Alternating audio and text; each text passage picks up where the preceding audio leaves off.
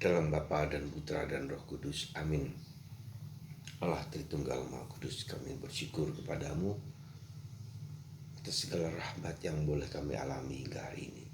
Dalam segala kebaikan, dalam segala kekurangan, dalam segala keterbatasan, kami percaya Engkau selalu baik. Demi kebaikan yang selalu Kau berikan kepada kami, terpujilah namamu kini dan sepanjang masa. Amin. Para saudara, kita semakin menyadari bahwa apa yang membuat hidup kita tidak berkembang, tidak tumbuh, tidak mendalam. Apa yang membuat diri kita tidak mampu untuk bertumbuh dan berkembang dan menghayati hidup dengan semakin mendalam, semakin bertumbuh. Hari ini jawabannya, Yesus memberikan suatu perumpamaan yang kita tahu semua. Ada perumpamaan tentang penabur.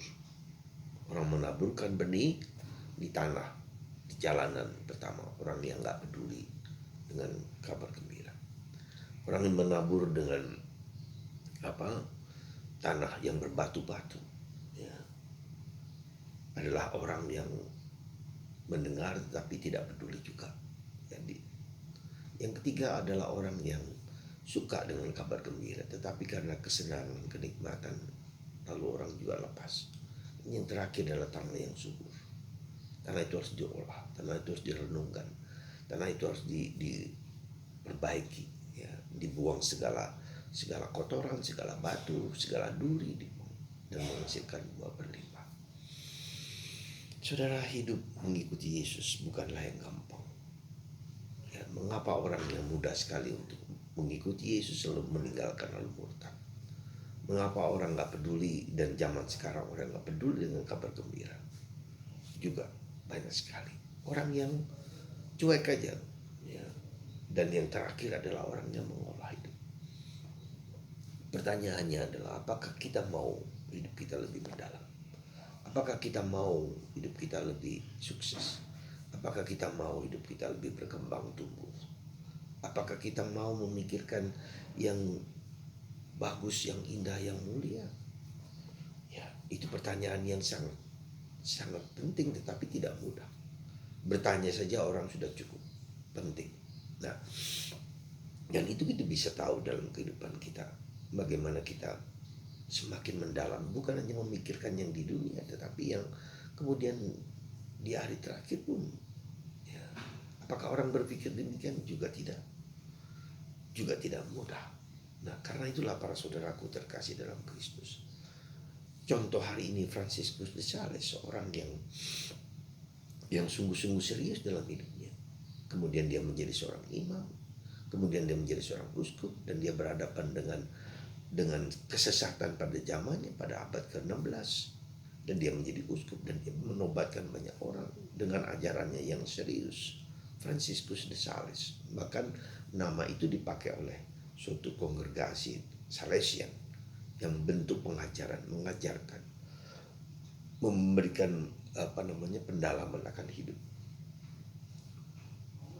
Itulah para saudaraku terkasih. Apakah Anda ditantang? Apakah kita ditantang untuk masuk lebih dalam?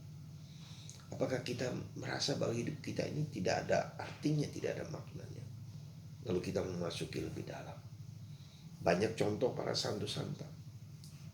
Santo Fransiskus Assisi sebagai seorang pedagang kaya, ya, yang tidak puas dengan hidupnya. Ya. Santo Ignatius dari Loyola, seorang perwira, seorang ksatria. Tetapi dia juga tidak puas dengan hidupnya. Tapi Tuhan kemudian mengajaknya untuk lebih dalam, untuk menemukan jati diri sejati sebagai orang Katolik. Pertanyaan saya sederhana kepada Anda. Apakah Anda dan saya terpaku, terdorong untuk menghayati hidup lebih dalam? Untuk tidak hanya puas dengan apa yang ada di dunia ini, tetapi memasuki lebih dalam, dan dorongan yang kuat sekali untuk memberikan diri kepada Kristus. Semoga Anda dan saya, ketika kita menghadapi salib, penderitaan, dan kesulitan, kita menemukan jawaban apa yang menjadi kerinduan hati kita yang terdalam. Semoga Anda dan saya dan kita semua memiliki kerinduan untuk mencari Tuhan lebih daripada segala sesuatu. Tak ada sesuatu pun yang dapat memuaskan hati kita kalau kita tidak mencari dalam Tuhan. Semoga Roh Kudus menggerakkan Anda dan saya untuk mempersembahkan hidup kita kepada Tuhan. Tuhan memberkati Anda semua dalam nama Bapa, Putra, dan Roh Kudus. Amin.